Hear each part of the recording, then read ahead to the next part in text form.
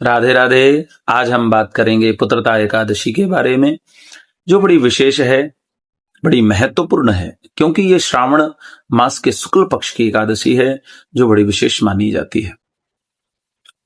अपने संतान की रक्षा के लिए एवं सुख समृद्धि के लिए इस व्रत को सभी को करना चाहिए। ये एकादशी का व्रत उन लोगों को अवश्य करना चाहिए जिनके घर में संतान की कमी है।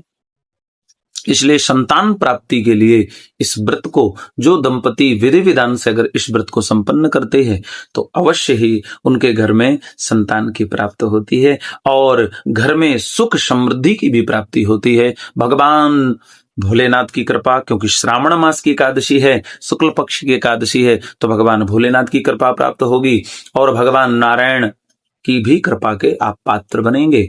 इसलिए कुछ नियम हैं, कुछ विशेष बातें हैं, उनको हमें ध्यान में रखना है। प्रातःकालीन हमको स्नान आदि से निवृत्त होकर के और तुलसी मंजरी, तुलसी दल से भगवान नारायण का अभिषेक करना है। गाय के दूध में तुलसी को मिश्रित करके उस दुग्ध से भगवान नारायण का अभिषेक करें, पूजन करें और चरणामृत लेना नहीं भूलें। चरणामृत अवश्य लें और सायंकाल में तुलसी महारानी के सन्मुख गाय के घी का दिया जलावें और भगवती तुलसी महारानी की 21 परिक्रमा अवश्य लगावें।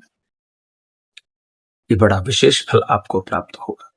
और आए अब मुहूर्त के बारे में विचार करें तो यह एकादशी आज 4 अगस्त है, तो आज दोपहर 11:42 से एकादशी प्रारंभ हो रही है। लेकिन व्रत हमको 5 अगस्त को करना है, क्योंकि 5 अगस्त को उदया सूर्योदय के समय जो तिथि होती है, उसी तिथि उसको उस दिन की तिथि मानकर और व्रत करना चाहिए। 5 अगस्त को एकादशी दोपहर 1:13 तक है, इसलिए व्रत 5 अगस्त को करेंगे।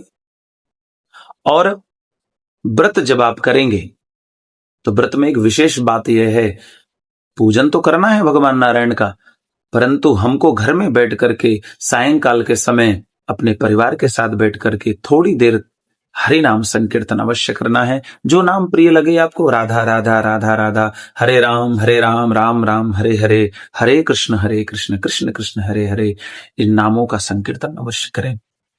क्योंकि नाम संकीर्तनम यस्य सर्व पाप प्रणाशनम प्रणामो दुख समनस तम नमामि हरिम परिम। भगवान के नाम में वो सामर्थ्य है कि समस्त जीवन के समस्त पापों से निवृत्ति भगवान के नाम से संभव है। इसलिए आराम इस व्रत को करें और भगवान का नाम अवश्य लें। और पारण का जो समय है वो 6 अगस्त को प्रातःकालीन सूर्योदय के पश्चात भगवान का पूजन करके चरणामृत लेकर के, तुलसी दल सहित चरणामृत लेकर के इस व्रत का पारण करना है। उसके बाद आप प्रसाद पा सकते हैं। जय श्री कृष्ण। राधे राधे।